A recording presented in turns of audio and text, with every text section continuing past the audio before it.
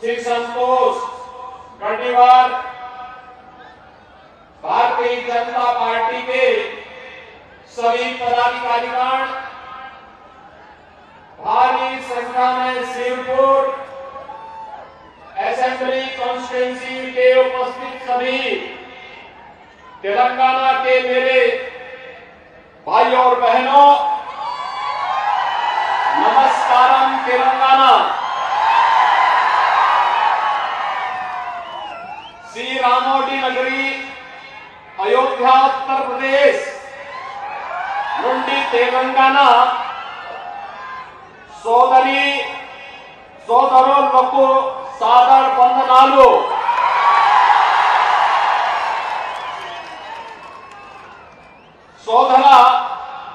సోదరి మనులారా అందరికీ నమస్కారం।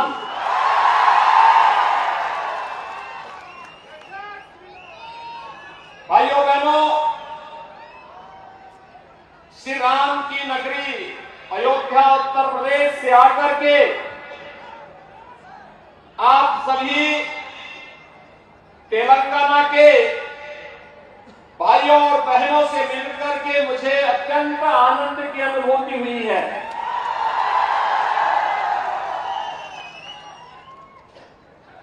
श्री कालेश्वरम, श्री सैलम, श्री द्राक्षरामम के रूप में ट्रेनिंग के आशीर्वाद से वसिंचित तेलंगाना की इस पावन धरा को मैं कोटि कोटि नमस्कार करता हूं, प्रणाम करता हूं।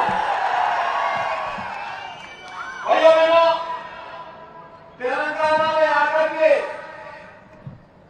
आप सभी से संवाद करना मेरे लिए अत्यंत सुखद है।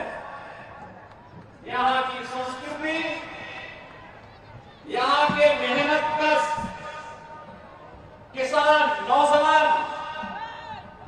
और उन सब की विनम्रता और सज्जनता हम सब के लिए एक बड़ी प्रेरक ताकत है। लेकिन भाइयों बहनों, हमारे लिए अफसोसजनक है कि तेलंगाना राज्य निर्माण के लिए जिन लोगों के सहयोग से तेलंगाना राज्य का निर्माण हुआ था, आज केसीआर के नेतृत्व में बीआरएस की सरकार यहां की जनता का शोषण का कारण बन चुकी है, यहां की अराजकता का कारण बन चुकी है। एक ऐसा राज्य जो प्रकृति और परमात्मा की असीम कृपा प्राप्त किया है, वह आज अपनी पहचान और अपने अधिकारों के लिए तरस रहा है।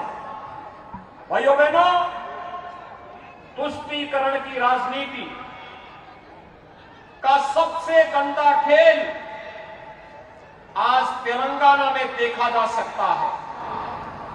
समाज को बांटने के लिए कोई सरकार किस हद तक जा सकती है, यह हमने यहां देखा है जब तेलंगाना की बीआरएस सरकार के द्वारा मुस्लिम आरक्षण की घोषणा की जाती है। भाइयों बहनों, ये मुस्लिम आरक्षण हमारे दलित बंधुओं को, वंचितों को, अनुसूचित जाति, अनुसूचित जनजाति, एससी, एसटी, इन सभी कैटेगरी को, पिछड़ी जाति के लोगों को उनके हकों से वंचित करने की साजिश का हिस्सा है।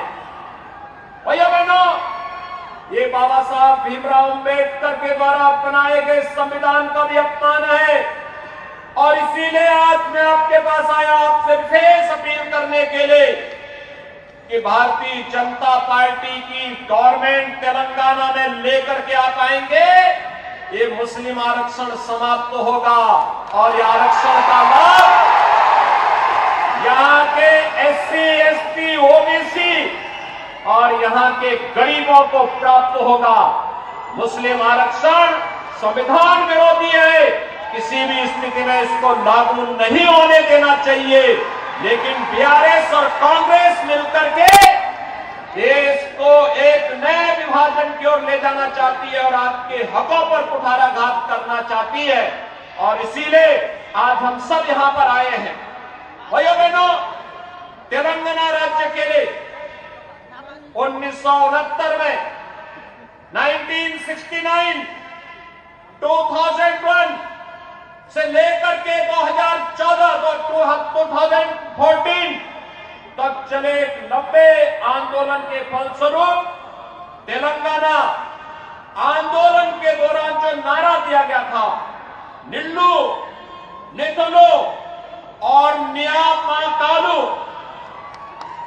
लेकिन सत्ता में आने के बाद केसीआर ने तेलंगाना आंदोलन के द्वारा किए गए वादों को ही भूल गए। जब तेलंगाना बना था भाइयों बहनों, तब तेलंगाना रेवेन्यू सरप्लस राज्य था। आज तेलंगाना 3 लाख करोड़ रुपए के कर्जे में फंस चुका है। याद करिए, आज बीआरएस का मतलब है भ्रष्टाचार रिश्वतखोरी समिति, यानी बीआरएस का मतलब है भ्रष्टाचार रिश्वतखोरी समिति। और यह यहाँ के नौजवानों के साथ, यहाँ के किसानों के साथ, यहाँ के महिलाओं के साथ बीआरएस आज यहां पर धोखा करने का कार्य कर रही है। भाइयों बहनों, इसीलिए मैं कहता हूं, तेलंगाना के मुख्य मुद्दों यानी नीलू नितुलू और न्यामाकालू को पूरा करने में केसीआर पूरी तरह विफल रहे हैं। नीलू यानी पानी आज तेलंगाना में अवैध धन का स्रोत बन गया है। चाहे वह कालेश्वरम के नाम पर राज्य की सभी लंबित परियोजनाओं को ठंडे बस्ते में डाल दिया गया हो, या फिर पलामारू रंगारेड्डी लिफ्ट सिंचाई योजना का मुद्दा हो, जिसे अब केंद्र सरकार ट्रिब्यूनल बना करके हल करने का प्रयास कर रही है। नितुलू यानी पैसा, परिवारों ने बैंकों से पैसा निकाल लिया है, जिसके चलते अमीर राज्य एक ऋण राज्य बन गया है। आज यहां पर केवल कर्जा है, राज्य पे कर्जा है। हर बच्चा पैदा होता है, यहां की सरकार की गलत नीतियों के कारण वह कर्ज के बोझ से दबा हुआ होता है। जो हाल आज तेलंगाना का है भाइयों बहनों, वैसा ही 2017 के पहले उत्तर प्रदेश का भी हुआ करता था। याद करिए, 2017 के पहले उत्तर प्रदेश में हर दूसरे दिन एक दंगा होता था, महीनों महीनों कर्फ्यू चलता था। आज उत्तर प्रदेश में पिछले 6.5 वर्ष में कोई दंगा नहीं हुआ है, कोई कर्फ्यू नहीं लगा है। याद करिए, उत्तर प्रदेश में डबल इंजन की सरकार है, केंद्र में मोदी जी हैं, उत्तर प्रदेश में बीजेपी के नेतृत्व का दायित्व मुझे दिया गया है। उत्तर प्रदेश में 3 करोड़ गरीबों के लिए एक शौचालय बन गया। 55 लाख गरीबों के लिए प्रधानमंत्री आवास योजना से आवास बन गया। 10 करोड़ गरीबों को वहां पर भाइयों बहनों आयुष्मान भारत का 5 लाख रुपए का स्वास्थ्य बीमा का कार्ड बन गया है। और यही नहीं, 15 करोड़ गरीबों को फ्री में राशन की सुविधा का लाभ मिल रहा है। भाइयों बहनों, वहां पर 6 लाख गरीबों, 6 लाख नौजवानों को हमने सरकारी नौकरी दे दी है। और 1 करोड़ 61 लाख नौजवानों को उत्तर प्रदेश में जो निवेश हुआ है, उस निवेश के माध्यम से रोजगार के साथ जोड़ने का काम भी किया है। उत्तर प्रदेश में 2 करोड़ 52 लाख किसान प्रधानमंत्री किसान सम्मान निधि का लाभ भी ले रहे हैं। लेकिन भाइयों बहनों, आपके तेलंगाना में यहां का नौजवान भटकने के लिए मजबूर है। यहां का किसान आत्महत्या करने के लिए मजबूर है, क्योंकि यहां की सरकार केवल शोषण कर रही है। यहां पे पेपर लीक की घटनाएं हो रही है। आप मुझे बताइए कि जो मुख्यमंत्री और जो सरकार परीक्षा नहीं करा सकती, क्या वे राज्य का संचालन कर सकती है क्या? भाइयों बहनों, आपने देखा होगा मोदी जी के नेतृत्व में, मोदी जी ने गत वर्ष कहा था 10 लाख नौकरी देंगे, 6 लाख नौकरी अब तक दे दिए हैं। और भाइयों बहनों, बहुत शीघ्र 4 लाख नई नौकरी भी इनके माध्यम से आ रही है। फुल प्रूफ व्यवस्था है, सभी लोगों को इसके लिए लाभ मिल रहा है। भाइयों बहनों, आज तेलंगाना में चाहे वह बीआरएस हो या कांग्रेस या बीएसपी, ये सब एक ही थैले के चट्टे बट्टे हैं, कोई अलग नहीं है। ये सभी एक साथ जुड़े हुए हैं। इसलिए आपने देखा होगा कांग्रेस से जो विधायक चुने गए थे वे बीआरएस का सपोर्ट कर रहे थे और उनका एक विधायक मंत्री भी बन गया था। एक दूसरे से मिलकर के चुनाव लड़ रहे हैं। दोनों पार्टियों के पास सहयोगी के रूप में एक कॉमन फ्रेंड है और कॉमन फ्रेंड का नाम है MIM। MIM आप देखते होंगे ना, वह भी कॉमन है। दोनों जिस तरीके से बोलने का प्रयास करते हैं और उनके कारण आज तेलंगाना यहां पर निजाम से मुक्ति के दिवस को नहीं मनाने देती है यहां की सरकार। भाइयों बहनों, भारतीय जनता पार्टी ने आपसे वायदा किया है, बीजेपी की गवर्नमेंट तेलंगाना में लेके आई है और तेलंगाना में लेकर आकर के निजामशाही से मुक्ति दिवस को एक राष्ट्रीय दिवस के रूप में मनाने के लिए भारतीय जनता पार्टी यहां की जनता जनार्दन के साथ मिलकर के कार्य करेगी। और भाइयों बहनों, इसीलिए आज हम सब आपके पास आए हैं कहने के लिए, प्रधानमंत्री मोदी जी के नेतृत्व में आज हम एक नया भारत देख रहे हैं। यह भारत वैश्विक मंच पर जिसका सम्मान बढ़ा है, यह भारत जिसने वैश्विक मंच पर 142 करोड़ लोगों को सम्मान दिलाया है, यह भारत नया भारत है जिसमें सम्मान भी है तो सीमाओं की सुरक्षा भी है। आज कोई दुश्मन भारत की तरफ टेढ़ी निगाहों से नहीं देख सकता है। भारत आज के दिन पर छेड़ता नहीं, लेकिन अगर कोई भारत के अंदर आतंकी वारदात को अंजाम देता है तो भारत उसको छोड़ता भी नहीं है। आज यह भारत है नया भारत। इस भारत में गरीबों का कल्याण भी है। भाइयों बहनों, अगर कांग्रेस की गवर्नमेंट होती तो क्या कोविड के दौरान कोरोना महामारी का जो वैक्सीन आया था, क्या कांग्रेस वैक्सीन दे पाती? नहीं दे पाती। कांग्रेस फ्री में राशन की सुविधा का लाभ दे पाती? मोदी जी 3.5 वर्ष से फ्री में राशन दे रहे हैं और अगले 5 वर्ष तक राशन की सुविधा लगातार जनता जनार्दन को मिलता रहेगा।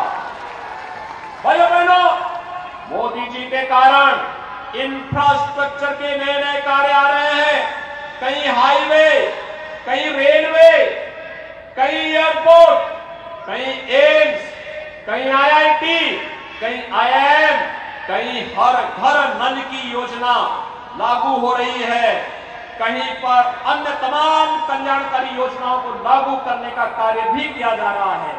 और इसीलिए आज मैं आपके पास आया हूं कि मोदी जी के नेतृत्व में गरीब कल्याण भी है।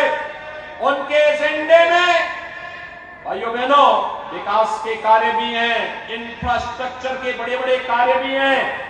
वो देश की सुरक्षा भी कर रहे हैं, देश का सम्मान भी कर रहे हैं और आपकी आस्था का भी सम्मान कर रहे हैं। मुझे बताइए, अयोध्या में राम मंदिर का निर्माण क्या एक कांग्रेस और बीआरएस के लोग कर पाते? आज हो रहा है ना। अयोध्या में राम मंदिर से आप भी खुश है ना? और इसलिए भाइयों बहनों में यहां पे आपके बीच आया हूं आपसे कहने के लिए, बीएसपी ने भी यहां पे अपना प्रत्याशी उतारा है और मैंने सुना है कि बीएसपी का प्रत्याशी यहां केवल वोट काटने के लिए उतारा गया है। एक तरफ कांग्रेस और बीआरएस बाबा साहब डॉक्टर भीमराव अंबेडकर जी के बनाए संविधान का अपमान करने पे उतारू है। संविधान में अनुसूचित जाति जनजाति के लोगों के लिए आरक्षण की व्यवस्था है और उनके आरक्षण पर डकैती डाल करके मुस्लिम आरक्षण की घोषणा इन्होंने मिलकर के यहां करवा दी। ये बाबा साहब भीमराव अंबेडकर का अपमान है। ये कांग्रेस और बीआरएस और बीएसपी यहां पे केवल एक दूसरे को मदद करने के लिए खड़े हैं। उत्तर प्रदेश असेंबली में 403 सीट है, बीएसपी के पास एक सीट है, मात्र एक, ओनली वन। जब उनका खोटा सिक्का यूपी में, जब यूपी में नहीं उनका ज्यादा पता है तो उनका खोटा सिक्का क्या तेलंगाना में चलेगा क्या? कहीं मत चलने देना। बाबा साहब भीमराव अंबेडकर को सम्मान मोदी जी ने दिया है, पंचतीर्थ मोदी जी ने बनाए हैं और इसलिए भाइयों बहनों बाबा साहब भीमराव अंबेडकर का कल संविधान बनाने का दिन है 26 नवंबर। याद रखना 26 नवंबर की तिथि को संविधान दिवस के रूप में मोदी जी ने मान्यता दी है, प्रधानमंत्री मोदी जी ने मान्यता दी है और इसलिए बाबा साहब भीमराव अंबेडकर के प्रति श्रद्धा और सम्मान का भाव रखने वाला हर व्यक्ति भारतीय जनता पार्टी के समर्थन में अपना सहयोग करेगा। और इसीलिए आज मैं आपके पास आया हूं भाइयों बहनों आपसे कहने के लिए, भारतीय जनता पार्टी ने अपने प्रत्याशी यहां पर आपके बीच में उतारे हैं। मेरी आप सबसे अपील होगी कि भाइयों बहनों बीजेपी ने गेलिपिस्तम नव तेलंगाना शिष्टताम मी वोटू कमलम गुर्तुके कोरु तनुनानु। और भाइयों बहनों इसके लिए मैं आपके पास आया हूं कहने के लिए, बीजेपी रावानी बंगारू तेलंगाना स्वप्नम साकरी चाली। मैं भाइयों बहनों आप सबसे अपील करने के लिए आया हूं, भारतीय जनता पार्टी ने डॉक्टर पल्लई हरीश बाबू को सीरपुर से अपना कैंडिडेट बना करके आपके बीच में उतारा है। ये हमारे प्रत्याशी हैं यहां से और श्री आत्माराम नायक हैं आसिफाबाद से। भाइयों बहनों श्री आत्माराम नायक ये दोनों बीआरएस के खिलाफ, उनकी जन विरोधी नीतियों के खिलाफ लगातार लड़े हैं, उनकी तुष्टीकरण की नीतियों के खिलाफ, उनके भ्रष्टाचार के खिलाफ लड़े हैं। आपको याद होगा आत्माराम नायक पे तो बीआरएस ने 80 मुकदमे दर्ज कर दिए, झूठे मुकदमे दर्ज करके उन्हें बदनाम करके उन्हें प्रताड़ित करने का काम कर रही है। लेकिन आने दीजिए बीजेपी की गवर्नमेंट को, भाइयों बहनों इसका हिसाब भी बराबर चुकता होगा। और इसीलिए मैं आज आपसे अपील करने के लिए आया हूं, भारतीय जनता पार्टी के प्रत्याशियों को विजयी बनाने की अपील करने के लिए आया हूं और बदले में मैं आपसे अपील करने के लिए आया हूं। कांग्रेस के लोग और उनके सहयोगी कहते थे ना कि अयोध्या में राम मंदिर नहीं बन पाएगा, बोलते थे ना, और हम पहले से कहते थे कि मोदी है तो मुमकिन है, बोलते थे ना। भाइयों बहनों आज अयोध्या में डबल इंजन की सरकार है, वहां विकास भी है, सुरक्षा भी है, कोई कर्फ्यू नहीं है, कोई दंगा नहीं है, कोई गुंडागर्दी नहीं है, रोजगार भी नौजवानों के लिए नौकरी और रोजगार भी है, किसान का सम्मान भी है, गरीब का कल्याण भी है। बहनों, उत्तर प्रदेश आज रेडियो सरप्लस राज्य भी बनकर के उभर गया है। उत्तर प्रदेश में राम मंदिर का निर्माण भी हो रहा है और 22 जनवरी 2024 को प्रधानमंत्री मोदी जी के कर कमलों से अयोध्या में रामलला विराजमान होने जा रहे हैं। 22 जनवरी 2024 को के बाद शिरपुर और आसिफाबाद से कितने लोग हैं जो अयोध्या आने के इच्छुक हैं? अयोध्या कितने लोग आना चाहेंगे? भाइयों बहनों, आप सबका मैं अभिनंदन करता हूं और मैं आपसे अपील करता हूं कि आप शिरपुर से पी हरीश बाबू को और आसिफाबाद से श्री आत्माराम नाइक को कमल चुनाव चिन्ह से विजयी बना करके भेजिए और ये लोग जाएंगे तेलंगाना विधानसभा में जाएंगे और 22 जनवरी के बाद आप सभी भाइयों और बहनों को आपका आशीर्वाद इनको मिले और प्रभु राम का आशीर्वाद दिलाने के लिए आपको लेकर के अयोध्या की यात्रा में आएंगे। अयोध्या में मैं आपके स्वागत के लिए आपका इंतजार करूंगा, आपका इंतजार करूंगा। आप सभी सहमत हैं? सभी लोग सहमत हैं?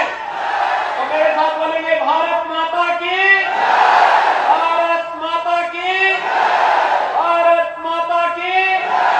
जय श्री राम, जय जय श्री राम।